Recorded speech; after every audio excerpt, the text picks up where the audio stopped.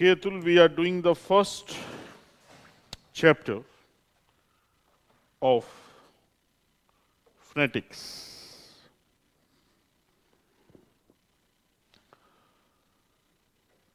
You know, what do you mean by this word phonetics? What do you mean by this word phonetics? You know, phonetics क्या है? Phonetics is a word which is coined from phone. Phonetics is a word which is coined from phone. And you know, phone means sound. Phone means sound. तो phonetics क्या है? Phonetics is the scientific study. Phonetics is the scientific study of speech sounds. Phonetics is the scientific study of speech sounds. आवाज तो कई है, but in phonetics we shall talk about speech sounds. तो phonetics क्या है? Phonetics is the scientific study of speech sounds. एक definition तो ये हो गया, या एक और लिखो आप, phonetics is the study of, phonetics is the study of medium of spoken language. Phonetics is the study of medium of spoken language. Phonetics is the study of the medium of spoken language. Phonetics is the study of the medium of spoken language. That is production,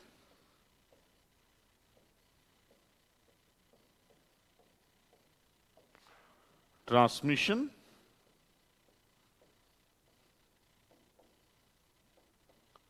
and reception. देखिए phonetics क्या है? Phonetics is the study of the medium of spoken language. Phonetics study है spoken language के जो medium है. अब spoken language के क्या मीडियम है? सबसे पहले मैं आवाज को प्रोड्यूस कर रहा हूं. जब मैं बोलना शुरू करता हूं, I am producing the sound, that is production. आप मेरी आवाज को सुन रहे हैं, वो क्या है? रिसेप्शन. लेकिन मेरी प्रोडक्शन और आपकी रिसेप्शन के बीच, मेरी प्रोडक्शन और आपकी रिसेप्शन के बीच एक और स्टेज आ जाती है जब मेरी बोली गई आवाज हवा में तैर के आप तक पहुंचती है. उस बीच की स्टेज को हम क्या बोलते हैं? ट्रांसमिशन. तो फोनेटिक्स क्या है? Phonetics is the study of the medium of spoken language. और स्पोकन लैंग्वेज के जो मीडियम है वो क्या क्या है? प्रोडक्शन, ट्रांसमिशन और रिसेप्शन. तो देखिए हमने क्या कहा? Phonetics is a word which is coined from phone, and phone means sound. तो फोनेटिक्स क्या है? Phonetics is the scientific study of speech sounds, या कहें तो phonetics is the study of the medium of spoken language. And what are the medium of spoken language? Production, transmission और क्या हो गया? Reception. Production का मतलब जब हम आवाज को प्रोड्यूस करते हैं. Transmission का मतलब जब हमारी बोली गई आवाज हवा में तैरकर आगे जाती है. और Reception का मतलब जब लिसनर आवाज को रिसीव करता है, सुनता है.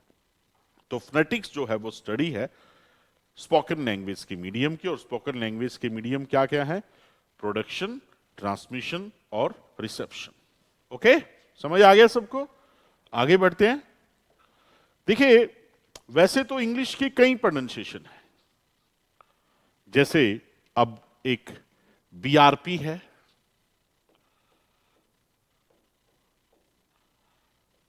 आईपीए है.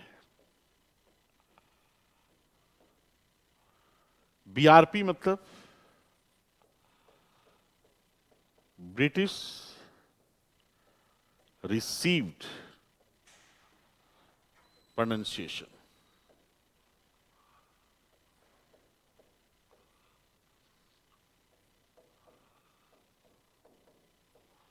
British received pronunciation. आईपीए बोले तो इंटरनेशनल फोनेटिक अल्फाबेट।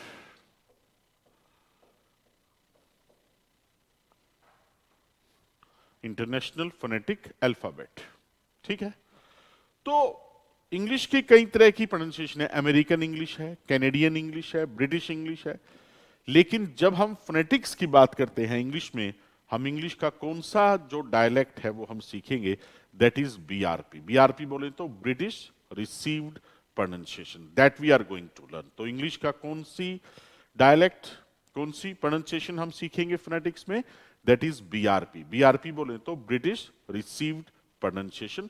इसको कई बार हम बीबीसी डायलेक्ट भी बोलते हैं। बीआरपी के साथ साथ क्या कहा जाता है इसको, बीबीसी डायलेक्ट भी कहा जाता है। ब्रिटिश ब्रॉडकास्टिंग कॉरपोरेशन जो बीबीसी न्यूज चैनल है इंग्लिश का, वो इसी बीआरपी को ही फॉलो करता है। ओके, तो हम बीआरपी को फॉलो करेंगे। ओके, देखिए अब आपकी जो यूनिट है फोनेटिक्स, इसमें 10 मार्क्स की थियोरी रहती है और 10 मार्क्स का आपका ट्रांसक्रिप्शन रहती है, राइट।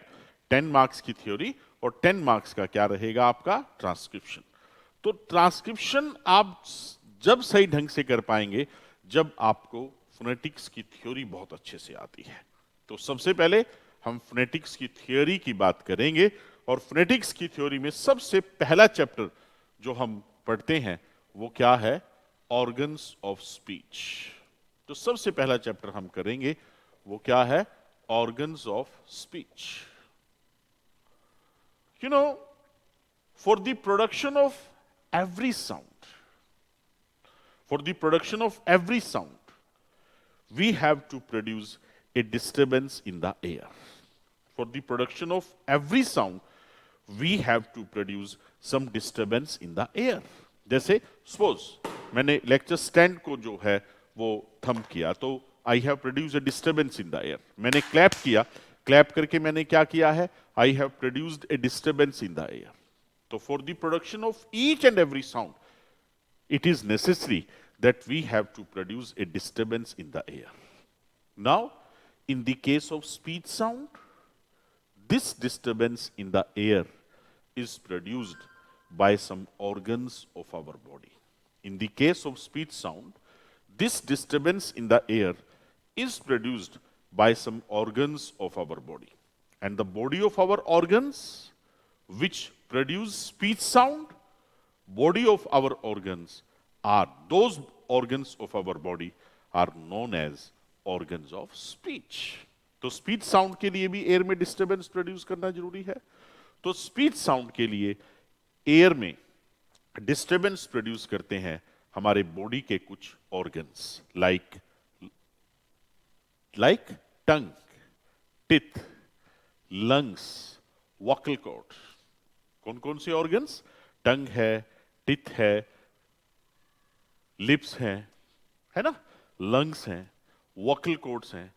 तो बॉडी के वो सभी ऑर्गन्स जो कि एयर में डिस्टरबेंस प्रोड्यूस करते हैं स्पीच साउंड को प्रोड्यूस करने के लिए, बॉडी के उन सभी ऑर्गन्स को हम क्या बोलते हैं, ऑर्गन्स ऑफ स्पीच। क्या बोलते हैं उन्हें, ऑर्गन्स ऑफ स्पीच। तो क्या डेफिनेशन होगी ऑर्गन्स ऑफ स्पीच की, organs of speech are those organs which produce speech sound. Organs of speech are those organs which produce speech sounds. Organs of speech वो organs हैं जो speech sound को produce करते हैं। As for example, tongue, lips, teeth, lungs, vocal cords. Okay, तो ये body के वो सभी ऑर्गन्स हैं जो स्पीच साउंड को प्रोड्यूस करते हैं। ओके, तो बॉडी के वो सभी ऑर्गन्स जो स्पीच साउंड को प्रोड्यूस करते हैं उनको हम क्या बोलते हैं, ऑर्गन्स ऑफ स्पीच। क्या बोलते हैं उन्हें, organs of speech. Now, these organs of speech can be classified into three categories. Organs of speech को हम तीन कैटेगरीज में क्लासिफाई करते हैं. वो क्या है? Respiratory system. ऑर्गन्स ऑफ स्पीच को हम तीन कैटेगरी में क्लासिफाई करते हैं. रेस्पिरेटरी सिस्टम,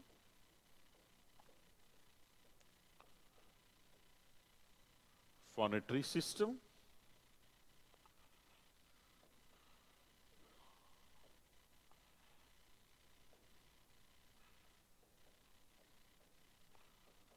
और थर्ड है articulatory system.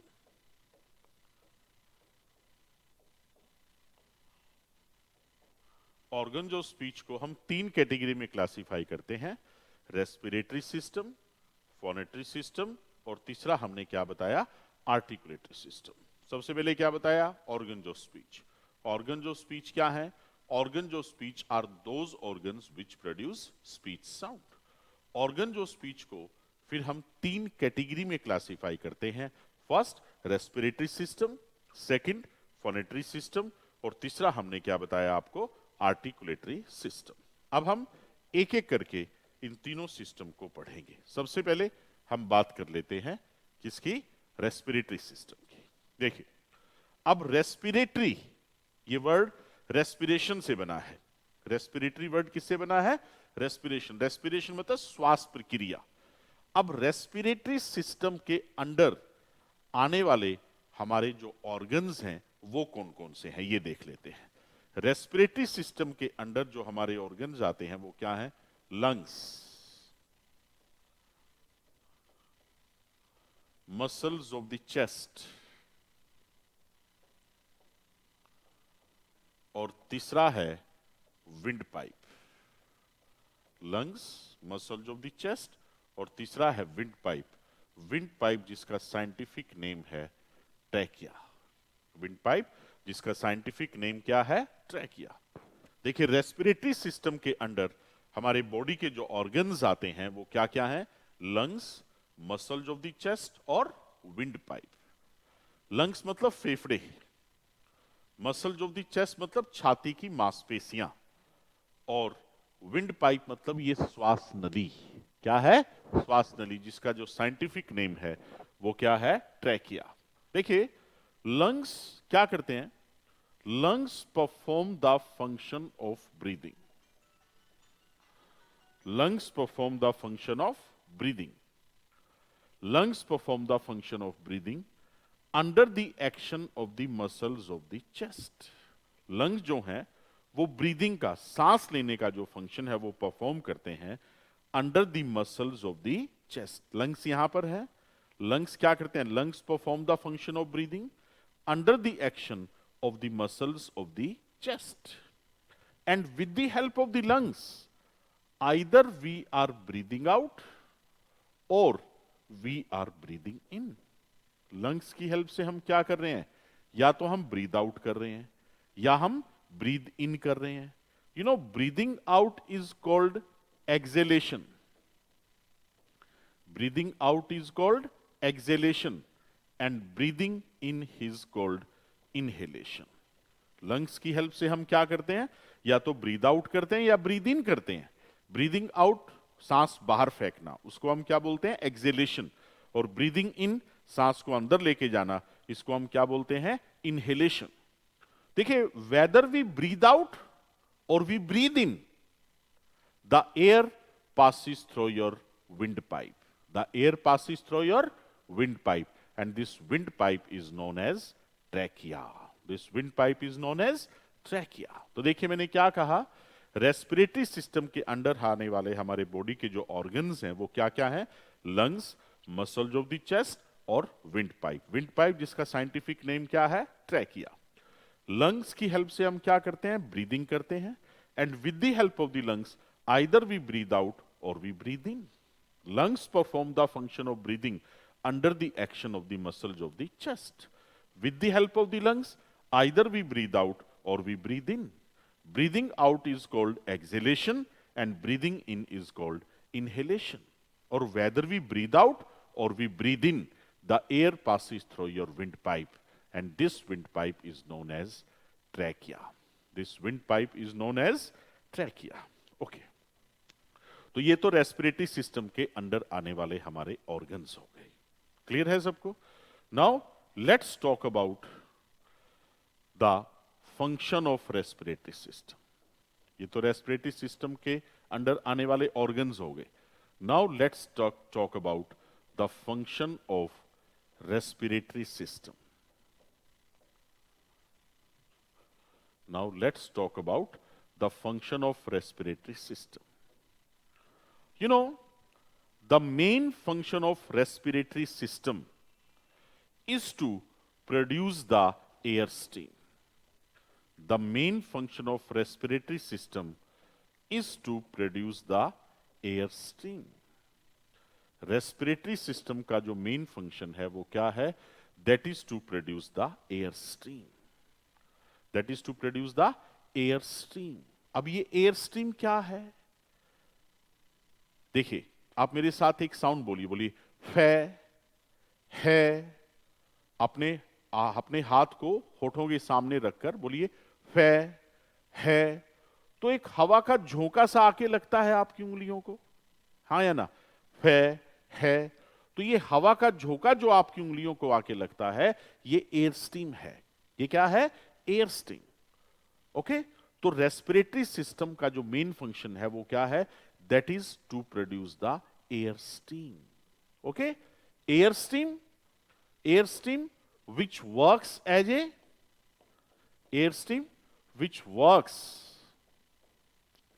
a source of energy. Which works as a source of energy. मतलब बोलने के लिए हमें जो एनर्जी चाहिए वो हमें किससे मिलती है? एयर स्टीम से मिलती है. Without air steam, you cannot produce even a single speech sound. बिना एयर स्टीम के आप एक सिंगल स्पीच साउंड भी प्रोड्यूस नहीं कर सकते हैं. बोलने के लिए जो हमें एनर्जी चाहिए वो हमें किससे मिलती है? एयर स्टीम से मिलती है. और इस एयर स्टीम को प्रोड्यूस कौन करते हैं? कौन प्रोड्यूस करता है एयर स्टीम को? Respiratory system. तो रेस्पिरेटरी सिस्टम का जो मेन फंक्शन है वो क्या है? That is to produce the air steam. Okay. अब रेस्पिरेटरी सिस्टम में ऐसा कौन सा ऑर्गन है जो एयर स्ट्रीम प्रोड्यूस करता है? रेस्पिरेटरी सिस्टम के अंडर एयर स्ट्रीम प्रोड्यूस करते हैं हमारे लंग्स. ओके. रेस्पिरेटरी सिस्टम में एयर स्ट्रीम प्रोड्यूस कौन करते हैं? हमारे लंग्स. यू नो, वर्ल्ड की हर लैंग्वेज में केवल वही एयर स्ट्रीम यूज की जाती है which is produced by the lungs. क्या बोला मैंने? वर्ल्ड की हर लैंग्वेज में केवल वही एयर स्ट्रीम यूज की जाती है which is produced by the lungs. तो लंग्स के द्वारा प्रोड्यूस की गई जो एयर स्ट्रीम है that is known as pulmonic. Lungs के द्वारा प्रोड्यूस की गई जो एयर स्ट्रीम है that is known as pulmonic. Lungs के द्वारा प्रोड्यूस की गई जो एयर स्ट्रीम है उसको हम क्या बोलते हैं? पल्मोनिक बोलते हैं. Okay, pulmonic is an adjective taken from lungs. Pulmonic is an adjective taken from lungs. अब देखिए, अब आप मुझे बताइए, आप कोई भी साउंड बोलिए. बोलिए फे, से, है, मैं. कोई भी साउंड बोलो. फे, से, है, मैं, ने. मुझे बताओ, आप ये सभी साउंड ब्रीदिंग आउट में बोल रहे हैं या ब्रीदिंग इन में बोल रहे हैं? आप कोई भी साउंड बोलिए, फे, मैं, है. आप मुझे ये बताइए कि आप ये सभी जो साउंड हैं वो ब्रीदिंग आउट में बोल रहे हैं या ब्रीदिंग इन में बोल रहे हैं? बोल के देखिए. यस, हम ये सभी साउंड, वर्ल्ड की ज्यादातर जो साउंड्स हैं, all the sounds are produced in the process of breathing out. सभी साउंड जो हैं वो किस में बोली जाती हैं? In the process of breathing out. तो यहां से एक वर्ड हमने ले लिया. सभी साउंड्स को हम ब्रीदिंग आउट के प्रोसेस में बोलते हैं. तो यहां से एक वर्ड हमने ले लिया एग्रेसिव. एग्रेसिव का मतलब क्या है? Breathing out. एग्रेसिव का मतलब क्या है? Breathing out. ओके. हम सभी साउंड को ब्रीदिंग आउट के प्रोसेस में बोलते हैं. ब्रीद इन करते हुए हम कोई भी साउंड प्रोड्यूस नहीं कर सकते हैं. बोल के देखिए. सांस को अंदर ले जाते हुए आप कोई भी साउंड बोल के देखिए, अब बोल ही नहीं सकते। हम सभी साउंड को किस में बोलते हैं? ब्रीदिंग आउट में बोलते हैं। ओके, तो पल्मोनिक का मतलब we use only that air stream which is produced by the lungs. Egressive का मतलब we produce each and every sound in the process of breathing out. और ये सब हम किसकी हेल्प से कर पा रहे हैं? एयर स्ट्रीम की हेल्प से। अगर एयर स्ट्रीम नहीं है तो हम कोई भी साउंड प्रोड्यूस नहीं कर सकते, मैंने आपको बताया था। Air stream works as a source of energy, right. और ये सारी एक प्रक्रिया है, ये सारा एक मैकेनिज्म है, ये सारी एक प्रक्रिया है, ये सारा एक मैकेनिज्म है। तो हम कौन सा एयर स्ट्रीम मैकेनिज्म यूज कर रहे हैं? That is pulmonic egressive air stream mechanism. Pulmonic का मतलब we produce each and every sound in the process of breathing out. We produce each and every sound in the process of breathing out. And each and every sound is produced in the process of breathing out. Breathing out से हमने क्या word ले लिया? Aggressive. Okay, और हम lungs की air stream use करते हैं, उनसे हमने क्या वर्ड ले लिया? पल्मोनिक। ओके, और ये सब हम किसकी हेल्प से कर पा रहे हैं? एयर स्ट्रीम की हेल्प से। और ये सारा अपने आप में क्या है? एक मैकेनिज्म है। ओके, ये सारा अपने आप में क्या है? एक मैकेनिज्म है। तो ये क्या हो गया? Pulmonic egressive air stream mechanism. क्या हो गया ये? Pulmonic egressive air stream mechanism. तो बीआरपी में मैंने आपको बताया था, इंग्लिश की कौन सी प्रोनाउंसिएशन हम यूज कर रहे हैं? बीआरपी। बीआरपी बोले तो ब्रिटिश रिसीव्ड प्रोनाउंसिएशन। और ये क्वेश्चन कई बार आ जाता है कि बीआरपी में हम कौन सा एयर स्ट्रीम मैकेनिज्म यूज कर रहे हैं? बीआरपी में हम कौन सा एयर स्ट्रीम मैकेनिज्म यूज कर रहे हैं? तो हमारा आंसर क्या रहेगा? Pulmonic egressive air stream mechanism. Okay, pulmonic means we produce each and every sound. Pulmonic का मतलब क्या है? We produce each and every sound in the process pulmonic का मतलब क्या है? We use only that air stream which is produced by the lungs. We use only that air stream which is produced by the lungs. Egressive का मतलब क्या है? We produce each and every sound in this process of breathing out, and all that is done with the help of air stream, and that is a mechanism. तो BRP में हम कौन सा air stream mechanism use कर रहे हैं? BRP में हम कौन सा एयर स्ट्रीम मैकेनिज्म यूज कर रहे हैं? Pulmonic egressive air stream mechanism. तो हमने क्या किया? हमने organs of स्पीच की बात की। organs of speech are those organs which produce speech sound. फिर organs of स्पीच को हमने तीन कैटेगरी में क्लासिफाई किया।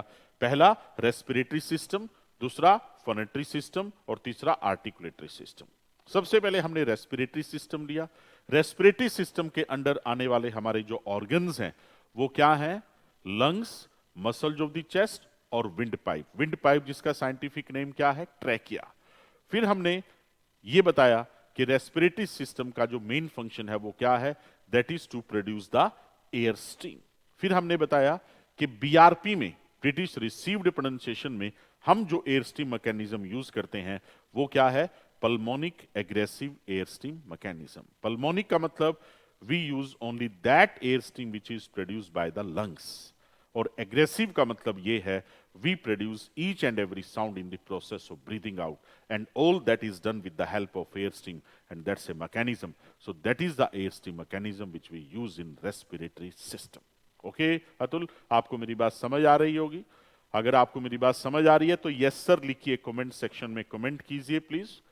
तो ये हमने सबसे पहले किया रेस्पिरेटरी सिस्टम। रेस्पिरेटरी सिस्टम के बाद हम नेक्स्ट सिस्टम की तरफ बढ़ते हैं, और जो नेक्स्ट सिस्टम हम कर रहे हैं अब वो है फोनेटरी सिस्टम।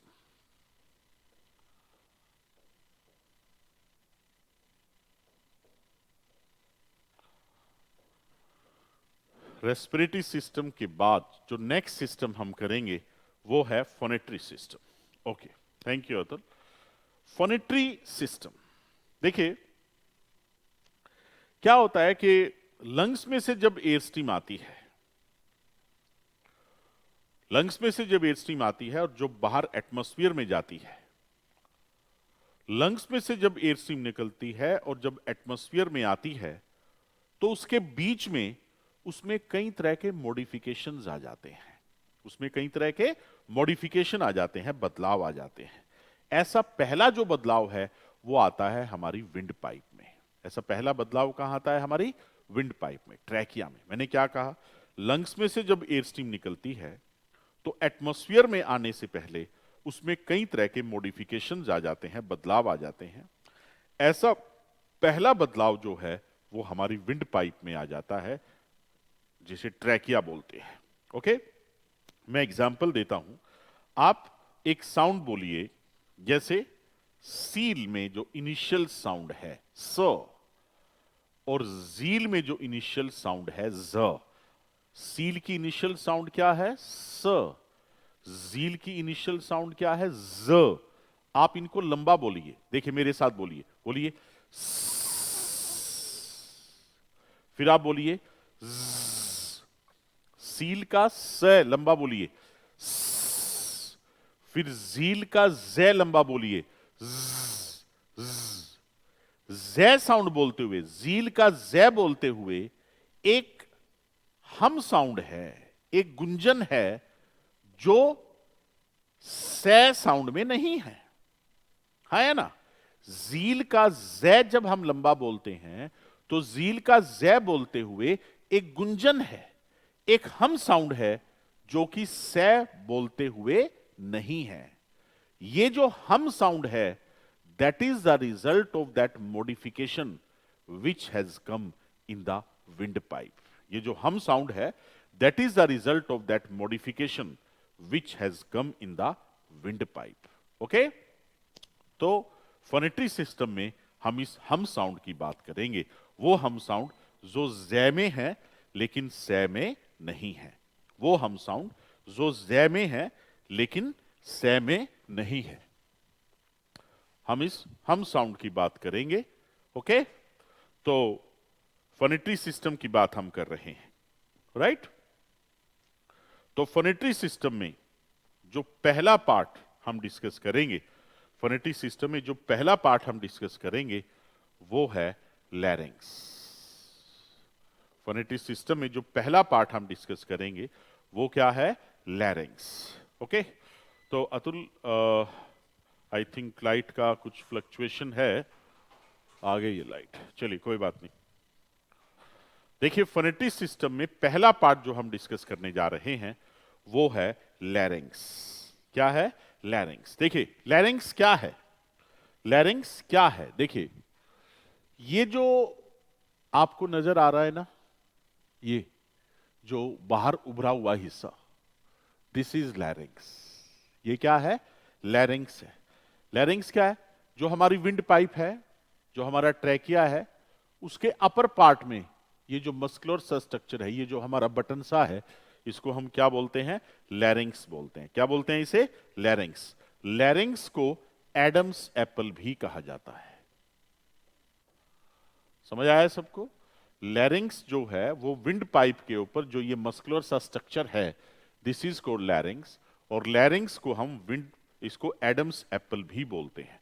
वो क्यों? आपने पैरालोस पढ़ा है कि एडम और ईव ने गॉड की परमिशन के बिना फ्रूट ऑफ नॉलेज को खाया था, है ना? वो गॉड की नॉलेज के बिना खाया था। तो ईव ने कम खाया था, तो ईव के लिए इतना नजर नहीं आता है, मतलब लड़कियों के ये इतना नजर नहीं आता लैरिंग्स, बॉयज के ज्यादा नजर आता है। क्यों? क्योंकि एडम ने ज्यादा खाया था तो उसका यहां अटका हुआ है, और ईव ने कम खाया था तो उसका नजर नहीं आता है ना? तो this is also called Adam's apple. तो लैरिंग्स को हम एडम्स एप्पल भी बोलते हैं। तो फोनेटिक सिस्टम का फर्स्ट पार्ट क्या है? लैरिंग्स। लैरिंग्स को हम क्या बोलते हैं?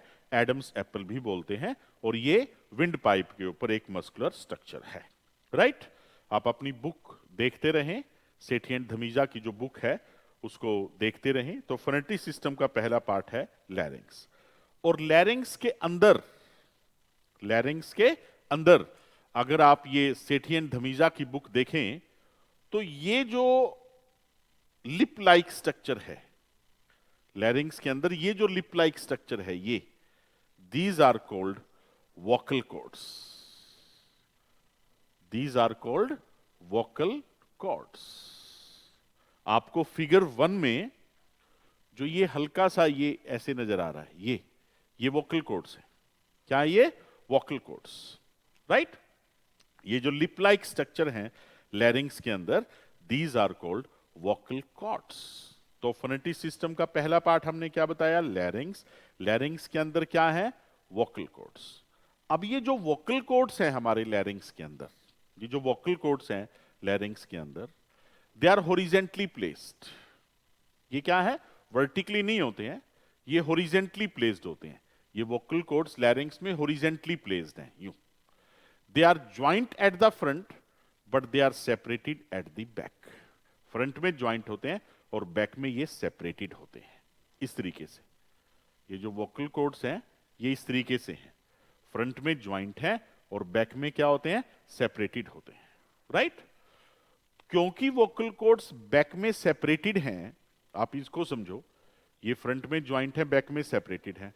क्योंकि वोकल कॉर्ड्स बैक में सेपरेटेड हैं, तो that's why they can assume a large number of shapes and positions. क्योंकि वोकल कॉर्ड्स बैक में सेपरेटेड हैं, तो that's why they can assume a large number of shapes and positions. उनमें से तीन तरह की वोकल कॉर्ड्स की तीन तरह की शेप और पोजीशन हम यहां पर डिस्कस करने वाले हैं, ओके। तो वोकल कॉर्ड्स की तीन शेप और तीन पोजीशन को हम आज के लेक्चर में डिस्कस करेंगे। सबसे पहली बात है vocal chords drawn wide apart.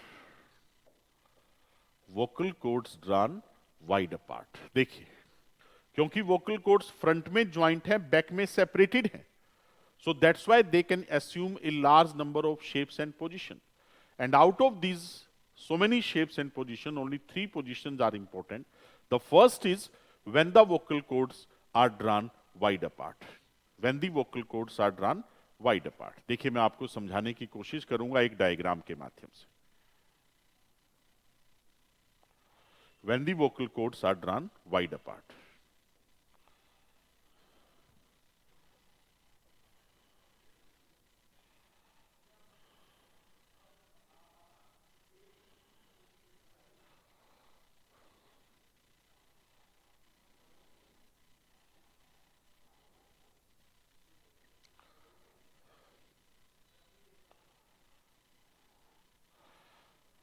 ये जो वोकल कॉर्ड्स हैं, यहां पर जिन पट्टियों में, जिन इनमें मैं ये पट्टी सी बना रहा हूं धारियां, ये वोकल कॉर्ड्स हैं। ये फ्रंट में ज्वाइंट है और बैक में क्या है? ये सेपरेटेड है।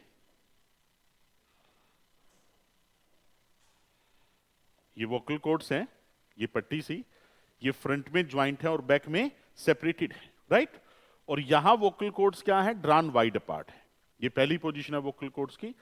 Vocal cords are drawn wide apart, okay. तो when the vocal cords are drawn wide apart, then there is a wide opening between them. When the vocal cords are drawn wide apart, Ajay बंद कर जा बाहर से। When the vocal cords are drawn wide apart, then this wide opening is called glottis. This wide opening is called glottis. जब vocal cord drawn wide apart हैं, तो देखिए vocal cords यहां फ्रंट में ज्वाइंट है, बैक में separated है, तो vocal cords के बीच में ये जो वाइड गैप है, इसको हम क्या बोलते हैं? ग्लोटिस। क्या बोलते हैं इसे? Glottis, okay. तो ये वोकल कॉर्ड्स की पोजीशन कब होती है? When we are breathing. When we are breathing. This is the normal position of the vocal cords when we are breathing. ये वोकल कॉर्ड्स की पोजीशन कब होती है? जब हम ब्रीद कर रहे होते हैं, जब हम सांस ले रहे होते हैं। तो when we are breathing, at that time our vocal cords are drawn wide apart. Okay? जब हम ब्रीद कर रहे होते हैं, सांस ले रहे होते हैं, तो वोकल कॉर्ड क्या है? ड्रॉन वाइड अपार्ट है, और उनके बीच में ये जो स्पेस है, ये जो वाइड गैप है, इसको हम क्या बोलते हैं? ग्लोटिस बोलते हैं। क्या बोलते हैं? ग्लोटिस। अब आप मेरी बात को सुनिए।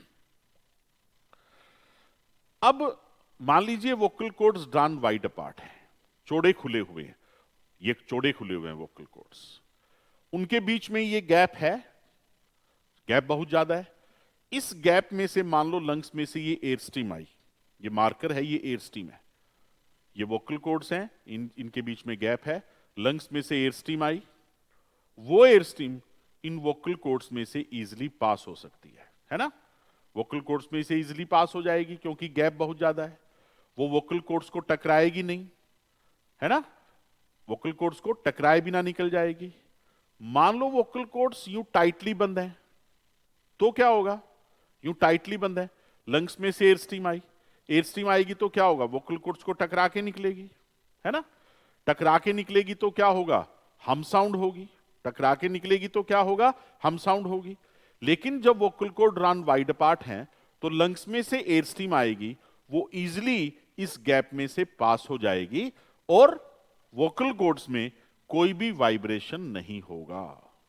एयर स्ट्रीम वोकल कॉर्ड्स में से इजिली पास हो जाएगी, वोकल कॉर्ड्स में कोई वाइब्रेशन नहीं होगा। वोकल कॉर्ड्स में कोई वाइब्रेशन नहीं होगा तो वोकल कॉर्ड्स में कोई भी हम साउंड नहीं होगी। हम साउंड मतलब गुंजन। वो ज़े और से का एग्जाम्पल मैंने बताया था, से में हम साउंड नहीं थी, ज़े में हम साउंड थी।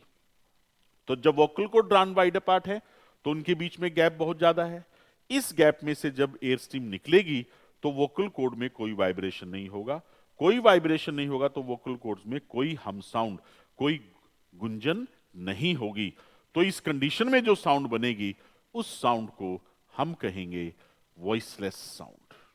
क्या कहेंगे? Voiceless sound. ओके? तो when the vocal cords are drawn wide apart तो जो साउंड बनती है वो क्या बनती है? वॉइसलेस साउंड बनती है। ये याद रखना। वोकल कॉर्ड्स की पहली पोजीशन क्या है? Vocal cord run wide apart. और जब vocal cord run wide apart हैं तो जो साउंड बनती है उस साउंड को हम क्या बोलते हैं? वॉइसलेस साउंड बोलते हैं। मैं वॉइसलेस साउंड के एग्जाम्पल अभी आपको दूंगा। तो पहली position when the vocal cords are drawn wide apart. Okay, आप डायग्राम बना सकते हैं, आपकी बुक में भी है। अगली जो पोजीशन है वोकल कॉर्ड्स की वो क्या है? सेकंड पोजीशन की बात मैं कर रहा हूं। When vocal cords are held loosely together. When the vocal cords are held loosely together, जब वोकल कॉर्ड्स जो हैं वो ढीले डाले बंद हैं, when the vocal cords are held loosely together, तो देखिए क्या होगा। when the vocal cords are drawn wide apart तो साउंड क्या बनी? Voiceless sound. And when the vocal cords are held loosely together तो साउंड क्या बनेगी वो मैं आपको बता देता हूं। देखिए,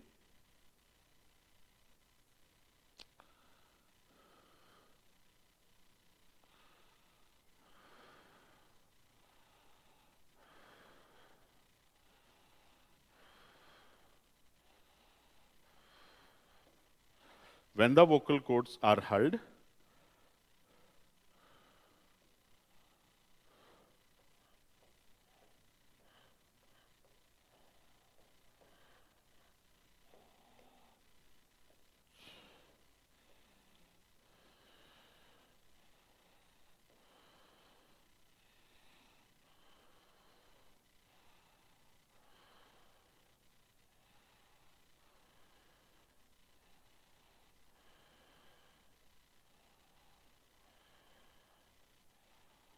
ये पोजीशन कब है? when the vocal cords are held loosely together।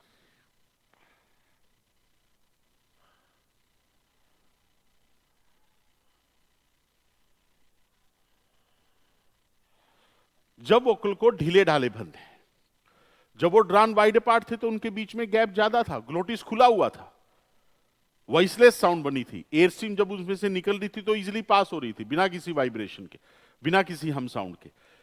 लेकिन जब वोकल कॉर्ड जो हैं they are held loosely together, वो ढीले ढाले बंद है। तो जब ढीले ढाले बंद हैं तो क्या है? उनके बीच में गैप कम है, उनके बीच में गैप कम है। अब इस कम गैप में से जब एयर स्ट्रीम निकलेगी, ये एयर स्ट्रीम आई तो ये टकरा के निकलेगी, टकरा के निकलेगी। अब ये इतना सा गैप है, इसमें से एयर स्ट्रीम निकलेगी तो टकरा के निकलेगी। ये जो गैप है इतना सा पतला सा जो धारी नजर आ रही है, इस गैप में से जब एयर स्ट्रीम निकलेगी तो वोकल कॉर्ड्स को टकरा के निकलेगी। टकरा के निकलेगी तो क्या होगा? वाइब्रेशन होगा। वाइब्रेशन होगा तो क्या होगा? हम साउंड होगी। वाइब्रेशन होगा तो क्या होगा? हम साउंड होगी। हम साउंड होगी तो इस कंडीशन में जो साउंड बनेगी उसको हम क्या बोलेंगे? Voiced sound. क्या बोलेंगे उसे? Voiced sound. When the vocal cords were held drawn wide apart तो साउंड क्या थी? Voiceless. And when the vocal cords are held loosely together तो साउंड क्या बनेगी? Voiced sound. क्या बनेगी? Voice sound. क्योंकि इस कंडीशन में ये रास्ता बहुत कम है, नैरो गैप है, इसमें से जब एयर स्ट्रीम निकलेगी तो टकरा के निकलेगी। टकरा के निकलेगी तो वाइब्रेशन होगी।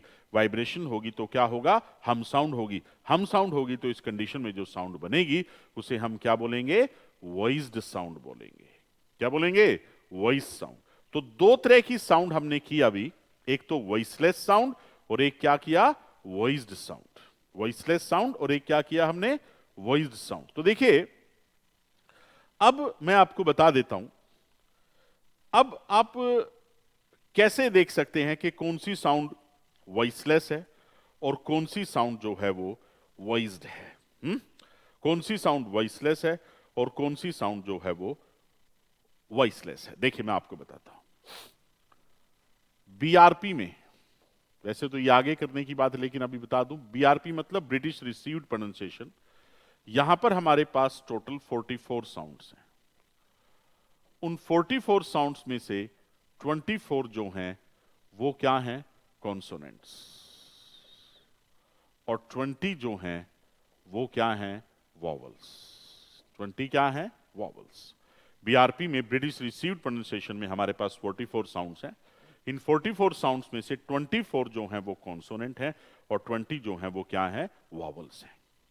तो पहले तो ये समझो कि ये 20 के 20 जो वॉवल्स हैं ये वॉइस्ड है। ये क्या है? वॉइस्ड है, right? All the vowels are voiced. All the vowels are voiced. और इसके अलावा हमारे पास कॉन्सोनेंट कितने हैं? 24।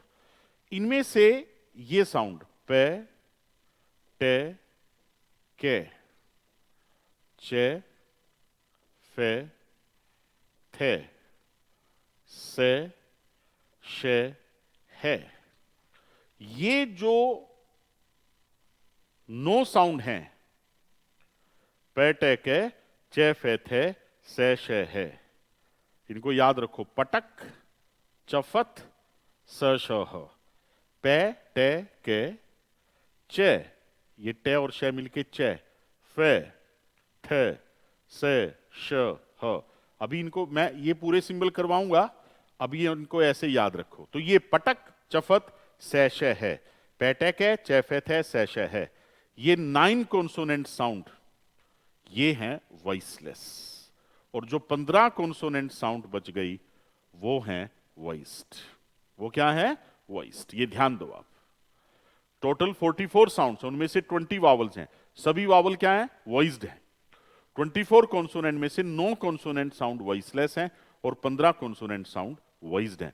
कौन सी 9 कॉन्सोनेंट साउंड वॉइसलेस हैं? पेटक है, चैफेथ है, सेश है। ओके, ये सभी जो हैं वो क्या हैं? हमारी वॉइसलेस हैं।